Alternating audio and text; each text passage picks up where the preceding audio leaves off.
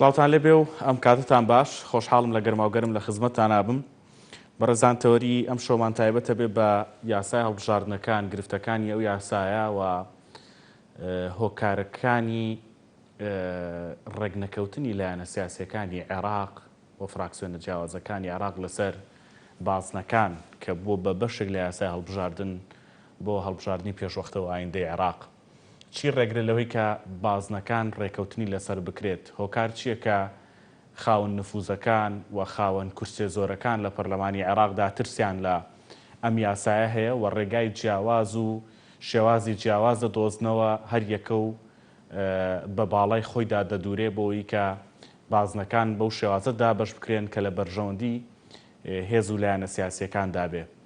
ئەم بەرژەوەندی لە کۆدایە و ئەم ترسە لە کۆدایە. ئەمە بەشێکە لە گفتوگۆکانی ئەم شۆمان. بەشێکتر لە گفتوگۆکانی ئەم شۆمان بەشداری کورد و ڕازیبوون یان نەبوونی کوردە بەم یاسایە و پێشنیارەکانی کورد لەوەی کە چۆن بازنەکان دابەش بکرێن لە هەرێمی کوردستان چۆنە لە ناوچە دابڕێنراوەکان چۆن بێ و لە ناوڕاست و باشووری عێراق کورد کێشەی هەیە یان نییە. پرسیارە جددیەکە ئەوەیە کە خەڵکی لە عێراقدا دەچن بەدەم هەڵبژاردننی پێشوەختەوە لە هەرێمی کوردستان خەڵکە چێ بەدەم هەڵبژاردننی پێشوەختەوە چۆن وا بکرێت کە ئەو قسانی لە ڕابردوودا دەکرا و جددیەتی تەواویشی تێدا بوو بەوەی کە زۆربوونی نوێنەری کورد لە وەقدا مانای زیاتر دەستەبەربوونی مافی کووردە. ئەمە چۆن تەرجەمە بکەینەوە بۆ هەڵبژاردننی پێشوەختە لە عێراقدا لە دۆخێکا کە هەرێمی کوردستان بە قەیرانی دارایی و موچەدا تێدەپەڕێ، بەغدا بە قەیرانی دارایی و موچەدا تێدەبەڕێ. بۆ ئەم مانگە چەندین ڕۆژ نزیکی 10 ڕۆژ زیاتر بەرەوسەرەوە دابشکردنی موچە لە عێراقدا وەستا بۆی نەبوونی نەختینەیی و پارە لە بانکەکانی عێراق و بانکی ناوەندی عێراقیدا کە دەیان لێکدانەوە و شێوازی دیکەی بۆ دەهاتە پێش لە هۆکارەکانی دواکەوتن و دابشنەکردنی موچە. بەڕێزان قسە لەسەر دۆخی گشتی عێراق دەکەین، قسە لەسەر فشارەکانی سەر عێراقەکەین، قسە لەسەر هەڵبژاردننی پێشوەختەکەین، بەڵام تەوەری یەکەم و بەش یەکەمی قسەکانمان تایبەت دەبێ بە هەڵبژاردننی پێشوەختە. ئەگەرچی بڕیار بۆ ئەمڕۆ پەرلەمانی عێراق گفتوگۆی لەسەر بکەوە وەکو دەوترا هەندێک لە ڕێوشوێنەکان و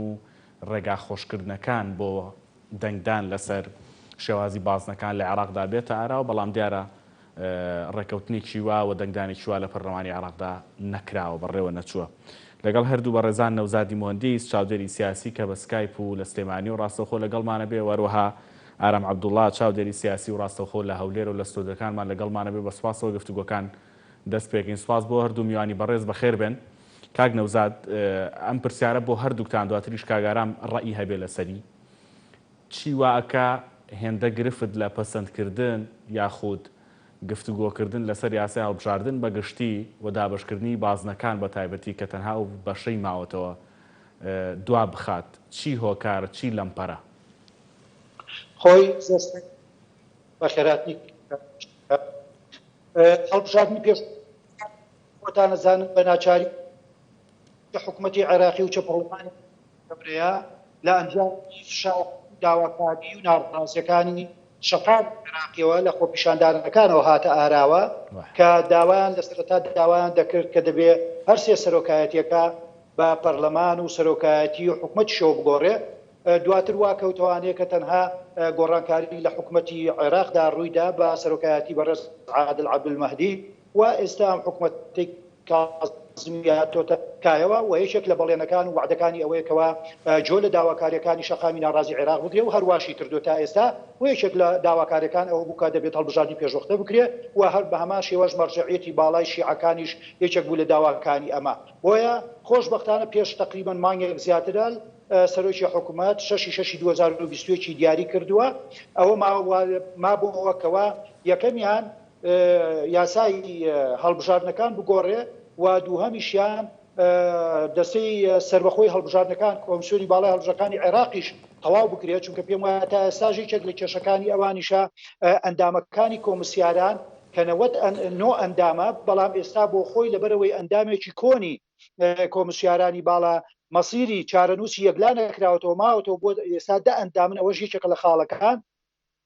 ئەلموهیم گرنگەکە ئەوە بوو کەوە یاسای هەڵبژاردن بگۆڕێ بە حکمیەوەیەوە دووسێ مانگە مناقەشاتی زۆر جددی ئەکرێ و ئەو شێوازەی کەوا تا ڕادەیەک لەسەری ڕێکەوتون هەمووان تەنها بە مادەی پێم وایە 15 و 16 مابوو کە بە دیقەت باسی دابشکردنی عێراقی کرد بۆ چەند بازنە یەک بازنە یاخود بەو شێوانە کە هەبوو. ئەمڕۆ جەنابەت لەوا چێت معلومات و زانیاری نەبێ بەس ئەمڕۆ کۆبوونەوەی پەرلەمانی عێراق بووە 183 ئەندام ئامادە بووە بە زۆرینەی 105 ئەندام زۆرینەی سادا قبوڵیان بووە و باسنەکانی عێراقیان دیاری کردووە بە 83 باسنەوە. هەرێمی کوردستان بە تەنها ئەوەی بەرکەوتووە 12 بازنەی بەرکەوتووە لەگەڵ دابشکردنی کورسیەکان سلێمانی 18 کورسی هەولێر 15 کورسی و دوهۆکی 11 کورسی. ناوچە دابڕێنراوەکانیش کە چوار پارێزگای نینەوە دیالە کەرکووک سەلاحەدین دەگرێتەوە بە هەمویان 69 کورسیان بەرەکەوێ لەگەڵ 18 بازنەدا. بۆیە ئەمڕۆ ئەوەش یەکلا بووە یعنی ئەمە یەکێک بوو لە کێشە و مەعزەڵەکانی یاساکە کە تەواو بووە و بەپێی ئەوەی 83 بازنێ لە عێراقدا و زمانی چوونە داخڵبوونی ژنانیش دەکرێت کە وەکو بۆ حەجمەوەی باسیەکەن 83 ژنیش لە 320 ئەندامی داهاتوی ئەندامی پەرلەمان بەم شێوەیە یاساکە تەواو بووە. ماوەتەوە سەر ئەوەی هەندێ جەداول و ڕێخستن و ئەوەی یاساکە ماوە. ئەلموهیم یاساکە ئەمڕۆ تەسبیت بوو ئەو خاڵی کە کێشەی لەسەر بوو و کوردیش پێی ڕازیە. بۆ یەکێک لە چاودێران باسیەکە ئەڵێ خۆشبەختانە ئەگەر کورد بە تایبەتی لە ناوچە دابڕێنراوەکاندا یەک و یەکگرتوو بن دەکرێت لەوە ئەچێ یا پێشبینی دەکا ئەو قسەی ئەوە لەوانەیە کورسیەک دوو کورسی زیابێ. قسەکەی جەنابەت ئەوەیە کورد هەموو کاتێ وتومانە چەندە ژمارەمان لە پەرلەمانی عێراقدا زیاد بێ ئەوەندە دەبینە ژمارەیە کە حسابمان بۆ بکرێت. بەڵام لە ڕووی منطق و لە ڕووی عەدەدەوانێ لە 120 ئەندام پەرلەمان ئێمە ئەو پەڕی زیاد بکەین 60 کورسی 65 کورسی کە ئەمە ناکاتە یەک لەسەر سێی کورسیەکان کە بڵین وەڵا ئیتر پێویستمان بە کەس نییە. بۆیە ضرورە ئێمە یەک و یەکگرتوو بین هەموو کاتێ وتومانە هەم لە هەرێمی کوردستانیش هەم لە ناوچە دابڕێنراوەکانیش بۆی بتوانین زۆرترین کورسی بەدەست بێنین و بتوانین ئەگەر لە ئایندەدا حەز دەکەمەوانە دواتر بە وردی کاک نەوزاد تیشکی بخێتە سەر چکە زۆر گرنگە مادەم ئێمە یاساکە تێپەڕیوە و مادەم بازنەکان دابش کراون دەمێنێتە ئەوەی کە کورد خۆی چۆن ئامادە بکە چۆن بچێتە نێو هەڵبژاردنەکەوە چۆن وا بکات کە ڕێژەیەکی باشتر لە کورسی هەم لە کوردستان بڵین لە هەرێمی کوردستان هەم لە ناوچە دابڕێنراوەکان بەدەست بهێنرێک بە جۆرێک کە تەنها ژمارە گرنگ نەبێ بەڵکو وەکو تۆوتت یەک و یەکگرتووی گرنگ بێ و یەک پاکێجی و یەک استراتیژی بۆ ئایندە گرنگ بێ و دڵنیاییدان بە خەڵک گرنگ بێ بۆی کە ئەم کوردانە ئەم کورسیانە بۆ خزمەتی خەڵکە من حەزەکەم دواترەوە بە وردی و بە ڕوونی باز بکەین بەڵام کاگارام دەمەوێت قسەی هەبێ لەسەر یەکلابوونەوەی یاساکە کاگارام یاساکە وەکو کاک نەوزاد وتی بازنەکان دابەش بوون و بەپی 83 بازنە کە یەکسانە بە کورسەکانی ژنان کە یەکێک بوو لە پێشنیارەکان کە کورسەکانی کۆتای ژنان چەنە بازنەکانی عێراقیش بەو جۆرە دابەش بکرێ.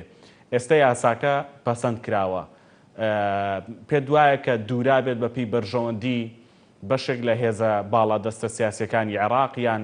نەخێر جێبەجێکردنی ئەم یاسایە و دابەشکردنی بازنەکان و نەبوونی لیست و تاکاندیدی بەشێکە لە بەرەو پێشبردننی عێراق بەرەو قۆناغێکی دیکەی دیموکراسی بەرەو شەڕێکی دیکەی پەرلەمانی دیموکراسی لە پێناوی بەرژەوەندی خەڵکە.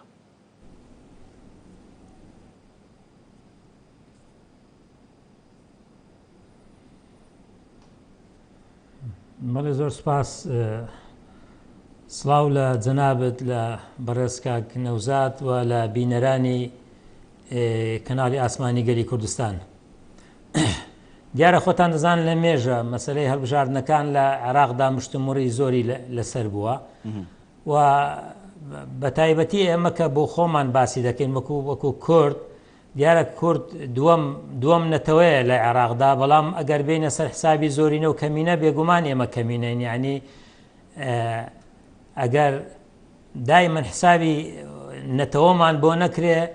لە تێپەڕاندنی یاسایەکان بە زۆرینە و کەمینە ئێمە بەردەوام کورد لەوەدا زەرەر دەکا بەڕاستی. ئێمە لە ڕابردوودا شارەکان ینی باز نەبوون ئەمە هەرچۆنێک بوو بۆ ئێمە باش بوو ینی دەنگەکان نەدەفەوتە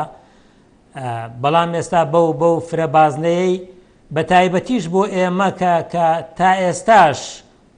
پەرش و بڵاوین ینی تا ئێستاش ئێمە نەک نێو ماڵی کوردی نەمانتوانێت ڕێک بخەینەوە ڕاستە لە وەفتەکانمان یان لە پەرلەمانتار و فراکسیۆنەکان لە بەغدا کەم و زۆر هەوڵ دەدەن یەکگرتوو بن لە زۆر بابەتدا، بەڵام ئێمە گەر تەمەشا بکەین لە هەرێمی کوردستان تا ئێستاش ئێمە کێشەمان زۆرە، تا ئێستاش ئێمە نەمانتوانیوە لەو حکومەتەی کە هەیە لە حکومەتێکی هاوبەش یان وەکو بابڵێن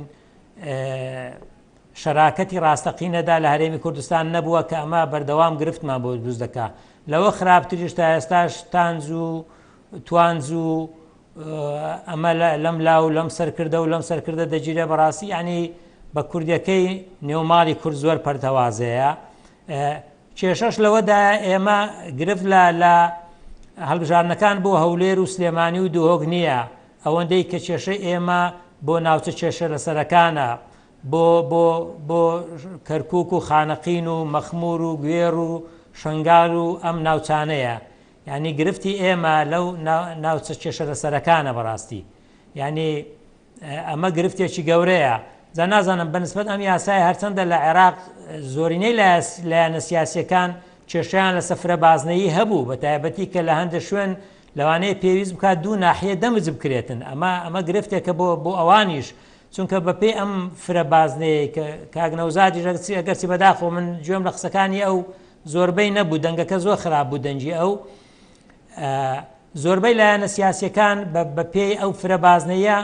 وەکو لایەنە سیاسیەکانە من مەبەستم کورسیەکانیان کەم دەکاتن، بۆیە زۆربەیان دژن. دیتر نازانم چۆن ئەم یاسایە تێپەڕیەوە بە تەئکید، یعنی هەندێک لایەن هەیە بچینەوە وا حەز بکەن، بەڵام من پێم وایە زۆربەی لایەنە سیاسیەکانی کە ئێستا لە عێراقدا هەنا بەم شێوازە زەرەر دەکەن. بەڵێ کاک نەوزاد، حەز دەکەم بەر لەوەی کە پرسیارەکانی تایبەت بە عێراق لە جەنابەت بکەم. خاڵێکەیەک بابەتێکەیە گرنگە ئیش ڕێکەوتنی هەولێر و بەغدا لەسەر ئاسایکردنەوەی دۆخی شنگال. طبعاً 6 خاڵ بڵاو کراوەتەوە کە ئەمە خاڵەکانی ڕێکەوتنی نێوان هەولێر و بەغدان. یەکەمیان هەڵبژاردننی قایمقامێکی نوێ بۆ شنگال، حکوومەتی فیدراڵ ئیدارەی پرسی ئەمنی دەکات لەو ناوچەیە، دامەزرانی 2500 کەس لە خەڵکی شنگال و ئاوەرەکانی و دروستکردنی هێزێکی نوێ لەو ناوچەیە، کۆتایهێنان بە هێزی پەکەکە و هەموو گروپانی پەیوەندیان پێوێتی هیچ کەسێکی سەر بە پەکەکە نابێت لەو هێزامنانەیە دامەزرێنرێن. هەولێر و بەغدا هەمانجی بۆ ئاودانکردنەوەی شنگال و ئیدارەکردنی دەکەن. ئەمە و خاڵانن کە هەولێر و بەغدا لەسەر ئاسایکردنەوەی دۆخی شنگال لەسەری ڕێکەوتون. کاک نەوزاد، پرسیارەکە ئەوەیە ئیستا یعنی ڕێکەوتن لە نێوان هەولێر و بەغدا لەسەر ئەم بابەتە کرا و هاتۆتە ئاراوە. بابەتێکی دیکە کە ئەمڕۆ جێی باسە ئەو بابەتی بازنانەیە کە لە عێراقدا بۆ خۆی تاوەکو ئەمڕۆ وەکو تۆ باست کرد کە ڕێکەوتنی لەسەر کرا و یەکلا کراوەتەوە بە 83 کورسی بۆ 320 ئەندام لە هەموو عێراقدا. یعنی ئەمە یەکێک بوو لە گرفتە هەرە گەورەکان لە چوارچێوەی عێراق و یەکێک لە گرفتەکانی بەردەم هەڵبژاردننی پێشوەختە بوو. وابزانام کاک نەوزادم لەگەڵ نییە، بەڵام دەچمە لای کاگاران و دەپرسم کە حەزرە زۆر باش. کاک نەوزاد، یاسای تر ماوە کە گرفتن بەر لەوەی دیسان و شیتاڵی بۆ بەر لەوەی شیتاڵی یعنی وردەکاری زیاتر لەسەر بازنەکان دابشکردنەکان باز بکەین. یاسای تر هەیە دیسان و لەمپەڕن لە بەردەم هەڵبژاردننی پێشوەختە، یاسای فیدراڵی دادگای فیدراڵی لە عێراقدا، یاسای کۆمیسیۆن وەکو خۆت باست کرد. ئەمانە بە چ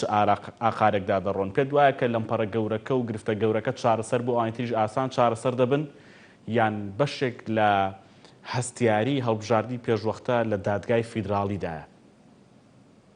کاکاران پرسیارەکان زۆر جوابی کامیان بمەوە. کاک نەوزاد، ئەوەی کە گرنگە بەلامەوە ئەوەیە کە یعنی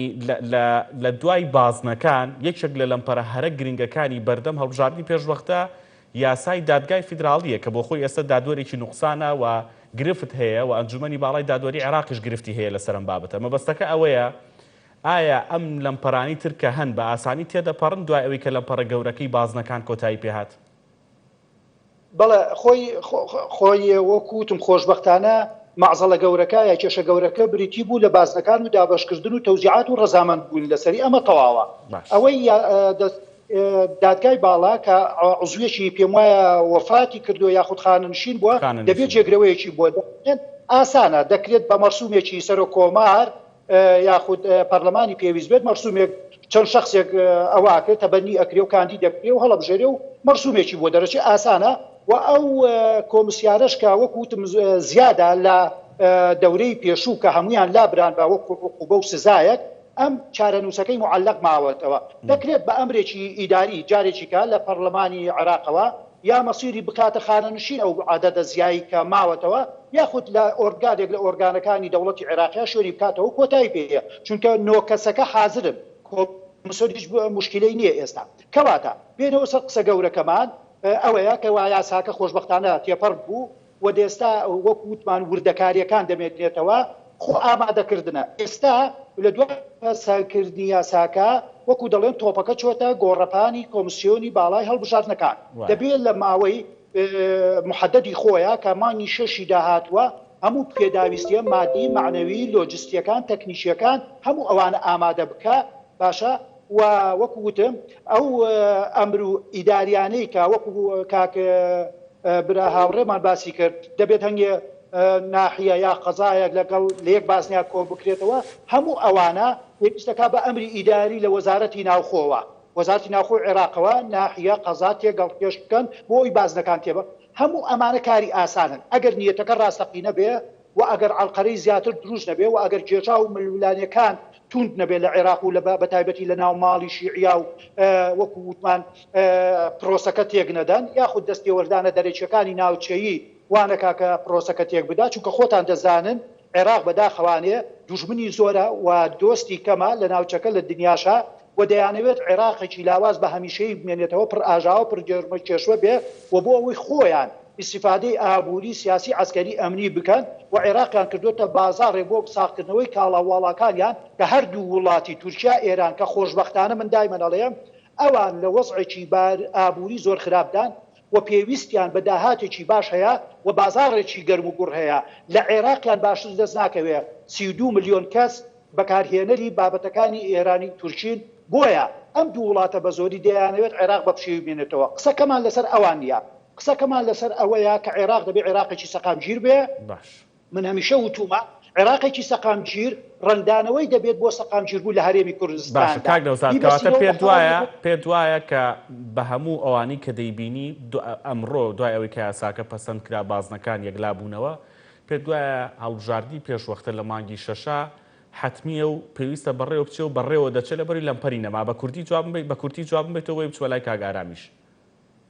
بەڵێ باڕێی من لەبەرەوەی وەکو وتم مەرجعیەتی باڵای شیعەکان پشتیوانی لێ دەکا و حکومەت خۆی ڕای گەیاندووە و یاساکەش خۆشبەختانە دەرچوو بە هەموو تەسەوراتەکان وەکو وتم ئەگەر عەلقەلە و ڕووداوێکی خارج عن القووە و قاهرە بێ قووە قاهرە بێ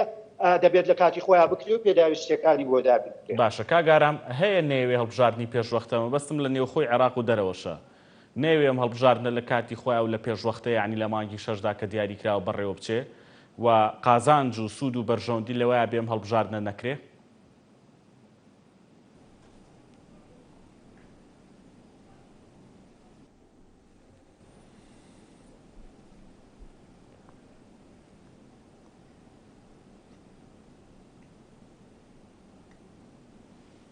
بێگومان لە هەموو سیستەمێکی هەڵبژاردندا لایەن دەبێتن کە دژی ئەم هەڵبژاردنە بێ و لەمپەریش دروست بکە هەروەکەوەی چۆن لە ماوەی ڕابردوو بینیمان لە دوای دەست بەکاربوونی مستەفا کازمی کە چەند لەمپەریان بۆ دروست کردووە من لە سەرەتاوە جارشتر لە بەرنامەی بەڕێستان گوتم مستەفا کازمی لە هەم لەلایەن هێزی نێودەوڵەتیەوە بە تایبەتی ئەمریکا هەم لەلایەن شەقامیشەوە پشتگیری هەیە و لەلایەن خۆپیشاندەرانیشەوە با بڵێن بەڵام لە کاتێشدا بینیمان ینی چەندین کێشەیان بۆ دروست کرد ینی ئەم وەزعی کە ئێستا دەیبینن دواکەوتنی موچە ینی دواکەوتنی موچە ئەوەندەی پەیوەندی بە مەسەلەی سیاسی هەیە بە تاکید پەیوەندی بە مەسەلەی هونەریشەوە هەیە بەڵام کەمتر ینی زیاتر مەسەلە سیاسەکەیە بۆی کێشە بۆ کازمی دروست بکەن و بۆی پێ بڵێن سەرکەوتو نەبوو ینی لە هەڵبژاردنیش لەوانەیە لەمپەری بۆ دروست بکەن هەرچە منەوە قەنەعاتی خۆم بە نسبەت مستەفا کازمی ئەگەر ئەو هەڵبژاردنە تاخیر بایە یان با بڵێن کاتی خۆی کە مەوعیدەکەی دەی شەشی دانا دوورتری دابنابە من پێم وابوو قازانج بوو چونکە لەم ماوەیەدا لەوانەیە مستەفا کازمی نەتوانێت وەکو پێویست ئەهدافەکانی بێنێتە دییان وەکو پێویست داواکاریەکانی گەلانی عراق جێبەجێ بکات داواکاریەکانی خۆپیشاندەران داواکاریەکانی ئەمریکا جێبەجێ بکاتن ینی ماوەکە کەمە بەڕاستی ینی لە ماوەی سێمانجی ڕابردووی مستەفا کازمی کۆمەڵێک هەوڵیدا ینی بینیمان ینی لەوەی کە فشاری دروست کرد لەسەر هێزە چەکدارەکان لەسەر میلیشیاکان لەسەر ئەوانەی کە لە ناوچەی دۆرە هێرشیان بۆ سەر ناوچەی سەوز و بۆ سەر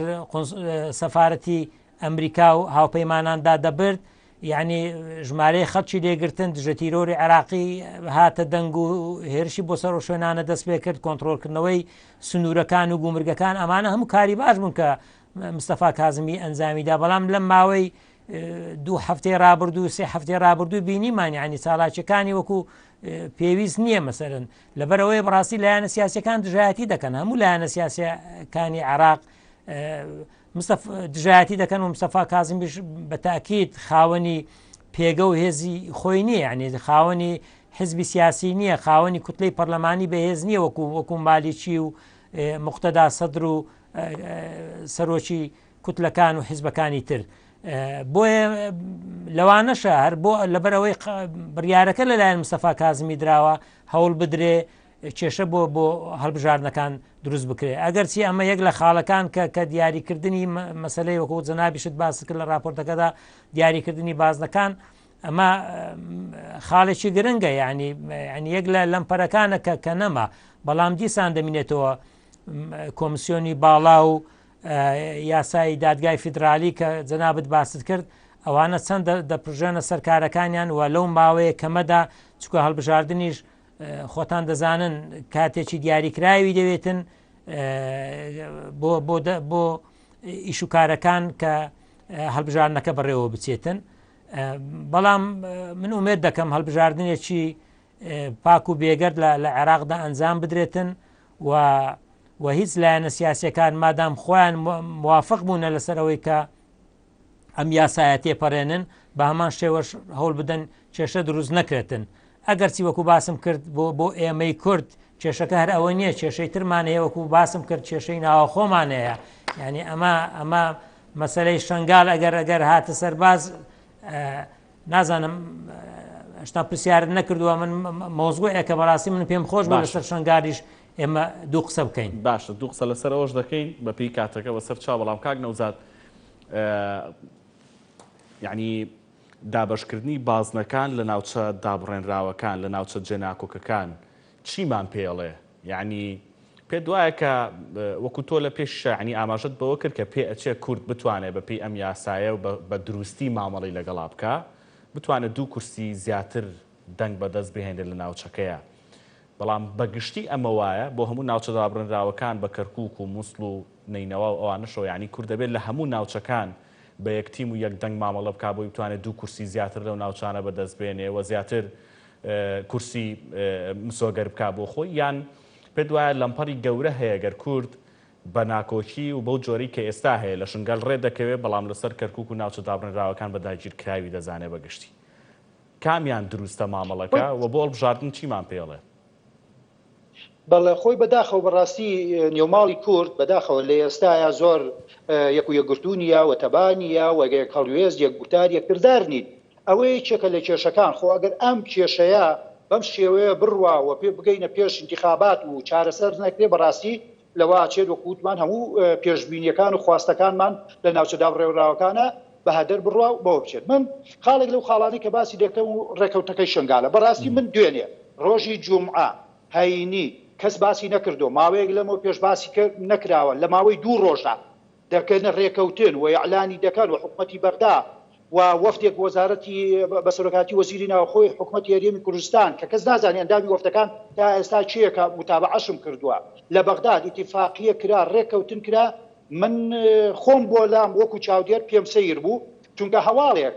یاخود ئەگەر بابەتێکی گرنگی وەکو ئەو ڕێکەوتنە ڕێگە خۆشیکردن و زەمینە خۆشکردنی پێشوەختی نەبێ و چەند جار هەواڵ و تێگەیشتن لە کوردستاندا دەبارەیەوە نەکرابێ چۆن لە پڕێک نابوو ڕاستە ئەمە لە پڕدا نەبووە وەکو من متابعەم کردووە نەتەوەی گرتوەکان چەرمانیەکە خەریکی ئەم ڕێکەوتنەوەیە و سەرپەرشتی دەکا و کۆبوونەوە لەگەڵ هەموو لایەنەکە دەکات و بەسەر چاو بەڵام ئەوەی کە جێگەی گومان بۆ ئەوەیە کە لایەنێک لەلایەنە گەورەکانی ئەم حکوومەتی هەرێمی کوردستانە بەتایبەتی یەکێتی نیشتیمانی کوردستان باس بکەین لە هیچ دەستگایەکی یەکێتی نیشتیمانی کوردستانەوە تا دوێنێ ڕێکەوتنەکەی ئەعلان کراوە باس نەکراوە ئەمە بۆ خۆی خاڵێکە دوو ئەو خاڵانی کە باست کرد چوونە دەرەوەی هێزە دەرەچەکان و غەریبەکانە لە مەنتیقەی شنگالدا و بەتایبەتیش باس لە ئەوەی کە مەبەستیان هێزەکانی پەکەکە و تافگەر و ئەوانەشە بەڕاستی ئەمەی لێ خوێنرێتەوانێکە ئەم ڕێکەوتنێکە بە تورکیا دەسەڵاتی خۆی سەپاندووە و ویستی و خواستەکانی ئەوی تیا جێگا بوو بواتەوانەیە باشە لەگەڵ حکوومەتی عێراقیە و ئەوەی کاکەوێتە سەر حکوومەتی هەرێمی کوردستان جارێککە ماڵوێرانیە و ئەریق پرسکردنە لەسەر حکوومەتی هەرێمی کوردستان وەکوڵێت بە هاوبەشی ئیدارەدانی شنگالە بە هاوبەشی دامەزرانی ئەو 2500 کەسێک کە جەناب دەفەرمووی لەوانەیە 1000 کەس 1250 بکەوێتە سەر حکوومەتی هەرێمی کوردستان کە خۆمان معاش نییە بیدەین کە خۆمان 6 ڕۆژە معاشی موچەخۆرانت نەیاوە ئەویشی بێتە سەر ئاوەدانکردنەوەی شنگال و منتیقەکان ڕاستە منتیقەی کوردستانین واجبمانە ئەرچی حکوومەتی هەرێمی کوردستانە جێبەجێکە بەڵام آخر ناکرێت لە مۆزع و دۆخە سیاسیە خراپەی ئابووریە ئەمنیە کۆمەڵاتی هەرێمی کوردستانە ئێستا بارگرانی چکە بخەینە سەر ئەستۆی خۆمان بە قازانجی تورکیا بشکێتەوانێ بە ئەمە یەکێکە لە خاڵەکان کە نیگەرانی خستۆتەوانێ ومای دڵخۆشکردن نییە و من تەسەوریش ناکەم ئەمە لێرەوە ڕایدەگەێنم سەرکەوتنی گەورە بەدەستبێنێ چونکە ئەو هێزانەی کە هاتوونەتە ئەوێ هێزی ڕزگارکەر بوون لە کاتی خۆیان ئەوان بوو دیفاعیان لە شنگالیەکان کرد ئەوان بوو شاخی شنگالیان داگیر کردونیان هێشت داعش بچێت قەتڵ و عامێکی گەورەتر لە یەزیدیەکانی برامان بکەن بۆیە بە ئاسانی ئەمانەش ڕازی نابن بچنە دەرەوە دوو ئەو حیزبانەی کە وەکو ئەڵێن سەربەپەکەکەن ئێستا حیزبی مۆڵەت دراون بە پێی یاسای دەوڵەتی عێراقی و دەمێننەوە و جەماوەریان هەیە و خەڵکیان هەیە لە ناو شنگال و مەنتیقەکەیە بۆیە ئەمانیش بە ئاسانی وازنانن ئەی بۆچی خاڵێک من پرسیارەکەم لێرەوە خاڵێک لە خاڵەکان لە ئەو ڕێکەوتنەیە ئەگەر حکوومەتی هەرێم ئەوەندە پێداگیری کردووە و بە سەرکەوتێکی گەورەیدا ئەنێ کە من هەموو ڕێکەوتێکم پێ باشە هەموو ڕێکەوتێکەر باشە بە تایبەتی لە بینی حکوومەتی هەرێم و بەغدادە چونکە خۆمان کێشەمان کەم نییە تا کێشەی کەشزیاکەین بەڵام ئەی بۆ خاڵێکی تێدا نەبوو بیسەپانیایە هەموو ئەو هێزە دەرەکیانەی تورکیاش لە ناوچەکە کەسی 40 کیلۆمەتر 50 کیلۆمەتری خاکی هەرێمی کوردستانیان داگیر کردووە خۆ بە عشیقا ئەوەندە دوور نییە لە شنگالەوە خۆ منتیقەکانی کەی دوهۆک و زاخۆ ئەوانەش وەکو وتم زۆر دوور نیت ئەی بۆ خاڵێکیان نەکردووە بیان کردایە چەتێکی گشتگیر هەم دەوڵەتی عێراق پێداگیری بکردایە هەم حکوومەتی هەرێم پێداگیری بکردایە بەسەر چاو ئێمەژە و کاتە ئەمانوت مادام هەموو هێزەکان دەگرێتەوە بە پەکەکەش و بە حەشتی شعبیشە و بە هێزەکانی تورکیاوە ئامن ناو هەمومان ڕەزامەندین بەڵام ئەمە کە من بەسەرپێی خاڵەکانی جەنابتم جۆلێ بوو بیستم ئەم خوێنەوە کورتە و خێراییەم بۆ کردووە بۆ ئەگەر بە تەفسیری بچینە تەفاسیلەوە و کێ ئەڵێ چەند خاڵێکی نهێنیشی تیانە جگەل لەو شش خاڵی کە جەنابەت باست کردو لە ڕاگەیاندەکانە بڵاو کراوەتەوە کە ئێمە هێشتا لێی نازانین و نەمان بینیوە و دەکرێت داهاتووە زیاتر ڕوون بێتەوە قسەی لەسەر بکرێت بۆیە بە کورتەکەی هەر ئەوەندەیە دەکرێت حکوومەتی هەرێمی کوردستان پێداگیری بکات لەسەر مافەکانی حکوومەتی هەرێمی کوردستان لە هەموو ناوچە دابڕاوەکان و بۆ ئەم هەڵبژاردە پێشوەختەش دەبێ هەر لە ئێستاوە و لە بەیانیەوە دەست بکەن بە کۆبوونەوە بە لیژنە پێگەێنان بە لیژنەی باڵا لە هەر ئاسی هەر چوار پارێزگای نینەوە کەرکووک دیالە سەلاحەدین و یەک و یەک گرتوو بوون و دەنگەکان نەفەوتێنن و مزایداتی سیاسی و حیزبایەتی تەسک و ناو ناتۆری داگیرکردن و خیانەت و خۆفرۆشی و وڵاتفرۆشی لە یەکتری منێن چونکە کاتێک انتخابات دەرچوو نەتایج دەرچوو کورد حەجمی بچووک بووەوە و ژماری کورسیەکانی کەم هێنا ئەو کاتە هیچ کەس دادمان نادا لەوانەیە لە مستەقبەل و حکوومەتی ئایندەشە ئێستا سێ وەزارەتمان بەرکەوتووە ئەو کاتە وەزارەت و نیوێکمان بەرکەوێ و ئەیجا هەر یەکەش وەکو وتمان لە ماڵی خۆماندا ئەنشین ئەوەندەی تر بچووکتر و بێسەنگتر و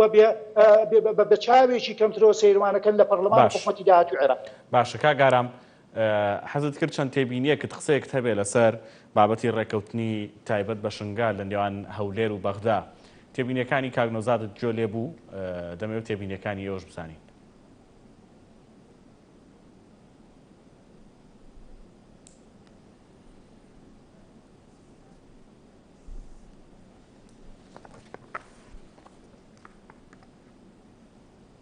وەڵاوکو باسم کرد بەداخەوە دەنجی کاگنەوزاد لای من خراپە ینی پێم وایە هۆکارەکەەوە بی لە ڕێگای سکایپەوەیە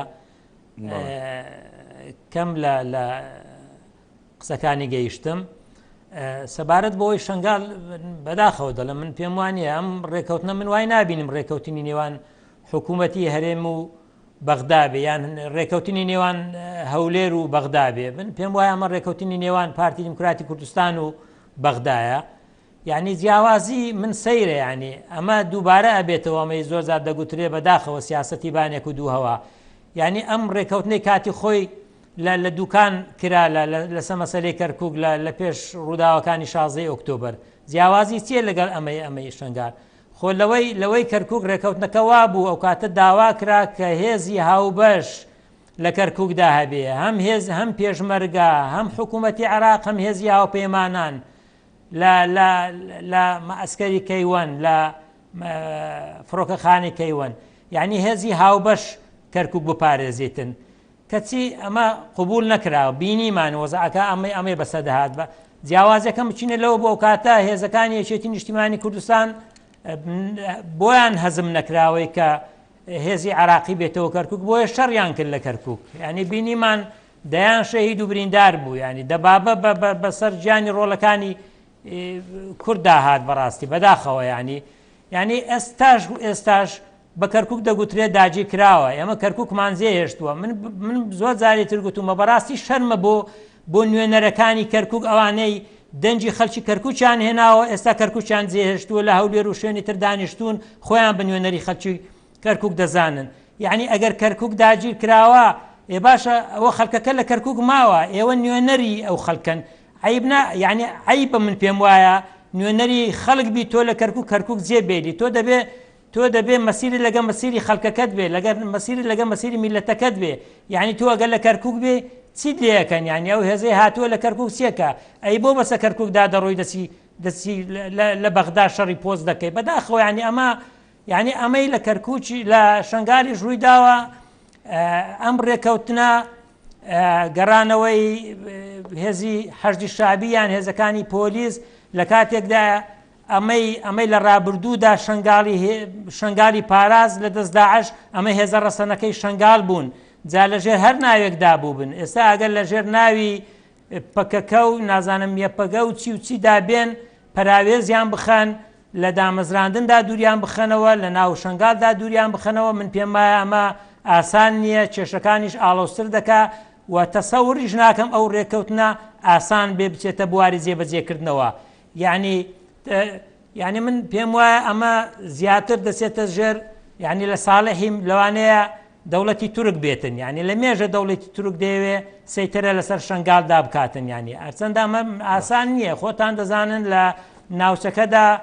هێزە ئیقلیمیەکان هەموو هێزە سەرچیەکان لە ناوچەکەدان ینی ئەگەر تورکیا بیەوێ سەیترە لەسەر شنگال بکە من پێم وایە هێزی حەشدی شابی کە ئەوەندەی لەژێر کاریگەری دەوڵەتی ئێراندا ئەوەندە لەژێر کاریگەری عێراقدانە ئەوانیش باوەڕ ناکەم قبولی بکەن بۆیە من پێم وایە زۆر بە پەلەپەل بە ئەم ڕێکەوت نەکراوە و بە دیڕاستەی تێدا نەکراوە و ڕێکەوتنەکەش زیاتر بۆ بەرژەوەندی هەندێک لایەنی سیاسی ئەوەیە بەتابەتیش کە مەسەلەی انتیخابات و ئەوانە دێتە پێش لەمە دووە ئاوارەکانی شنگال لە شوێنەکانی تر ناتوانن دەنگ بدەن من بەداخەوە دەترسم لەوەی کە هەمان کاندیدی کە بۆ تورکمان و ئاشوورەکان لە هەولێر کرا لەوێش ئەمانە ینی دووبارە بێتەوە واتە نوێنەری ڕاستەقینەی شنگالیەکان هەڵ نەبژێردرێت لە وێندەرێ بۆیە من کێشەکە بە ئاڵۆز دەبینم و ڕێکەوتنەکەش بە ڕێکەوتنێکی ئیجابی نابینم چونکە ڕێوەکو باسم کرد ڕێکەوتنەکەش ڕێکەوتنی نێوان لایەنە سیاسەکانی کورد نییە ئەوە نییە ئەمە پەرلەمان ئاگادار بێ ئەوە نییە ئەمە وەفتی حکوومەتی هەرێمی کوردستان و هەر سێ لایەنی سەرەکی کە لە حکوومەتیان پێکێناوە بەشدار بن دەستخۆش عەلی نووسێتی بۆ دەستخستنی بودجە و پارە وەفدی حکومی دەچێتە بەغدا و کاقوبات سەرۆکایەتیەکە بەڵام بۆ ڕێکەوتنی شنگار بەنهێنی و بە تایبەتی دەکرێت کاک نەوزاد لە ماوەی ڕابردوودا بابەتی پاراستنی دیبلۆماتکارانی بیانی لە عێراق و باڵێزخانی ئەمریکا و باڵێزخانە جیاوازەکان لە ناوچەی سەوزدا بابەتێکی گرنگ بوو و فشارێکی گەورە بوو لەسەر حکوومەتی عێراقی ئەگەرچی ئێستا کەمێک لە بێدەنگی و دووری هەیە قسەنەکردن هەیە لەسەر ئەو بابەتە پێت وایە فشارەکان ئێستا لەسەر حکوومەتی عراقی چۆنن و ئایا حکوومەتی عراقیە سەرکەوتوو بۆ لە نەهێشتنی ئەو کارە تێرۆریستیانی بەرامبەر دیبلۆماتکاران و باڵێزخانەکان دەکات یان بۆ ئەو ماوەیە پێویستیەک بووە کە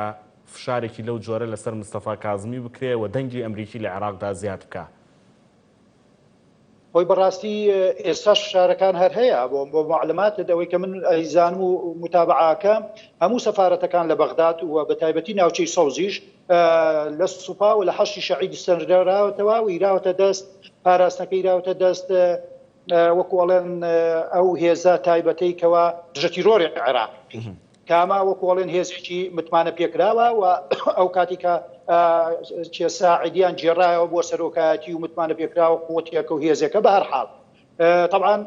فشارەکان هەر بەردەوامە و مەترسیەکانیش هەر بەردەوامە و میلیشیاکانیش هێشتا دەردی کابراڵێن هەر لە پاشەکشەیان نین و هەڕەشە و گوڕەشەی خۆیان هەرەکەن هەردوێنێ و پێرێ منطقەی سەوزەمبەر جارێکیکە موشکباران کردێتەوە بەڵام لە ئەخیر کۆبوونەوەی پێم وایە 15 ڕۆژ لەگەڵ 25 سەفیری ئەمریکا و ئەوروپا و هەموو وڵاتانی تر لەگەڵ مستەفا کازمی بە یەک دەنگ هەر 25 و توانە ئەگەر ئێوە ناتوان ئەمنیەت و ئاسایشی ئێمە و نێردە دیبلۆماسیەکان پارێز لە پایتەختدا هەمومان دەکشینەوانێ و دەکشینەوانێ کورتترین ڕێگاشمان دەچینە هەولێر و ئیشوکارەکان لەوێەوە ڕایەکەی طبعاً ئەمە مەترسیەکە و هەڕەشەیەکی جدیە و لە ئەنجومەنی وەزیرانیشا بۆ خۆی مستەفا کازمی بە هەموو وەزارەتەکانی وتووە وەزیرەکانی وتووە ئەگەر ئەم هەنگاوە بنرێ یعنی عێراق دادەبڕێ لە نەتەوەی گرتوەکان لە ئەمریکا لە یەکێتی ئەوروپا لە هەموو وڵاتەکانی دنیا بۆیە بوونی نێردەکان و پارێزگاریکردن لێیان ئەرکێکی گەورە و ئەهەمیەتە و ئەوەلیەتە بۆ حکوومەتی عێراقی چونکە خۆتان دەزانن حکوومەتی عێراقی لەم کاتەیە لە ڕووی سیاسی ئابووری ئەمریک و کۆمەڵایەتی تەندروستی جیهانی و پێویستی بە دنیاە خۆ ئەگەر ئەم لێردانە نەمێنێ و فشاریان بخاتە سەر و بەرژەوەندەکانیان پارێزراونە بێ بۆ کۆمپانیەکان و ئابوووریەکانیان لە عێراقا پارێزراونە بێ بەڕاستی عێراق ئەوەندەی تر داتە پێ و ئەوەندەی تر حاڵی خراپتر دەبێت بە تایبەتیش هەر بیگری لە ڕووی کۆرۆناوە ئێستا خۆتا دەزانن ڕێکخراوی تەندروستی جیهانی بۆ هەموو وڵاتە ئەندامەکان یارمەتی و کۆمەک دەبەخشێت خۆ ئەگەر ئەمانەش نەمێنێ عێراق ئەوەندەی تر وێران دەبێ و کۆرۆنا دەمانخوا و دەمانکوژێەوە لە ناومان دەبا بە کوردستانیشەوە بۆیە بەڕاستی فشارەکان هەرماون و کازمی و حکوومەتەکەی لەو نامە هەڕەشە ئامێزەی ئەمریکا وڵاتان تێگەیشت بۆیە هەچی کردووە وەکو وتم ئەوە ماوەی هەفتەیەک وەکو جەنابەت دوو هەفتەیەکە ئارامیەک باڵی کێشاوە و ئەوانی ژوعدیان ناوە کە درێژە بەکار و پەیوەندیەکانی خۆیان دەدەن لەگەڵ عێراقدا بۆیە وەکو وتم ضرورە بۆ مستەفا کازمی بە تایبەتی کەوا قانونی و یاسا هەڵبژاردن تەسبیت بوو و جێگیر بوو پرسەندکرا دەبێت لە ماوەی ئەم 6 مانگەی داهاتووە هەچی کردووە هێز و توانای خۆی بەکار بێنێت بۆ تەسبیرکردنی ئەمن و ئاسایش لە هەموو پارێزگاکاندا بە پایتەختەوە و نێردە دیبلۆماسیەکان بپارێزێ بۆ ئەوەی لانی کەم بتوانێت کەشوهەوایەکی گونجاو و هاوسەنگ بۆ هەڵبژاردنەکان دابینە و دنیای دەرەوە و ناوچەکەش بگەێنێتە ئەو حەدەی و ئەو ڕادەی و ئەو بڕوایی کەوادا ئەم هەڵبژاردنە سەرکەوتوو بێ و نەزیه بێ و حکوومەتێکی یەک و یەکگرتوو بەهێز کە لەسەر داوای شەقام و خۆپیشاندەرەکان بێتە کایەوە و بتوانێت عێراق لەم قۆناغا پرشڵەژاوی وەکوتم لە هەموو بوارەکانەوە بگوازێتەوە بۆ قۆناغێکی ئارامتر هێمنتر ئاسایشتر و بتوانێت گەشە و ئاوەدانی بە عێراق بکات چونکە کاکە ئارام ئەبێ ئەوە بزانین بە ئەمریکا وڵاتانی ئەوروپاشەوە هەمویان دەیانەوێت ڕۆژێک زووتر عێراق هێمنتر بێ و ئارامتر بێ بۆ ئەوەی پرۆسەی ئاوەدانکردنەوە و پرۆسەی وەبەرهێنان و کۆمپانیا زلێزەکانی خۆیان بێنە عێراقەوانێ و ئیسیفادەی مادی و ئابووری بۆ خۆیان بکەن لەبەرەوە عێراقیان لەبەر ئەوە دەوێت ئەگەر لەبەر چاوی ڕەشی کورد و عەرەب و عێراق خۆی نەبێ لەبەر قازانج و بەرژەوەندی ئابووری و بازار دۆزینەوە بۆ خۆیان ضرورە کە عێراقێکی ئارام بەدەدی هەچ کاتێکیش عێراق ئارام بوو وەکوتم ڕنگدانەوەیکی ئیجابی شێبێت لەسەر هەرێمی کوردستان بە شەرتێک وەکو دای منە دوومەرجە ئەڵێم بە شەرتێک کۆرۆنا خاو بێتەوە و مەترسیەکانی نەمێنێ و جوڵەی بازرگانی و ئابووری و بازار بچوڵێتەوە و لەگەڵیشیان نرخی نەوت و بازارەکانی نەوتیش بەرز بێتەوە ئێمە وەکو هەرێمی کوردستان و عێراقیش لە مەترسی و قەیرانی داراییەکە تۆزە کەمترە بێ سوکترە بێ و کێشە و بەشاکلی بودجە و موچەشمان نامێنێ بەڕاستی عێراق بۆ خۆی ئەگەر باسی بکەین لەوانەیە بەدەیان کێشەوە بناڵێنێ کە لە ساڵی 2023 پێوەی دەناڵێنێ بۆیە دەربازبوون لە هەموو ئەم کێشانە عەسای سیحرینیە و موسایەکی پێویستە کە لە کێ خۆی دەبیدێتەوە لە کەسێکی بەهێزی خاوەن جەماوەری خاوەن نفوزە کە بتوانێت دەنگێکی زۆری لە پەرلەمانی عێراقدا بێنێ و بتوانێت حکوومەتێکی تاکلایەنە نەک ئیتلافیەکی لاواز پێک بێنێ بەڵکو حکوومەتێکی یەک و یەکگرتووی بەهێز بە خاوەن جەماوەر و خاوەن شەقام لە هەموو باشوور و وەسەط و هەرێمی کوردستانیشدا دەتوانێت عێراق بکوێزێتەوە بۆ ئەو قۆناغا بە پێچەوانەوە بەڕاستی من ڕەشبینم بە ئایندەی عێراق بەم شێوەیە و لەگەڵیشیە بە شێوەیەکی کە بە ئایندەی هەرێمی کوردستان و بۆ ئەو قەیران و چارەسەرکردنی قەیرانە دارایی. زۆر سپاسانەکەم بەڕێز نەوزادی مهندس چاودێری سیاسی بە سکایپ و ڕاستەوخۆ لە سلێمانی وەروەها بەڕێز ئارەم عەبدوڵڵا چاودێری سیاسی ڕاستەوخۆ لە ستۆدیۆکانمان لە هەولێرە و لەگەڵمان بوون. سپاس بۆ بەشداریتان.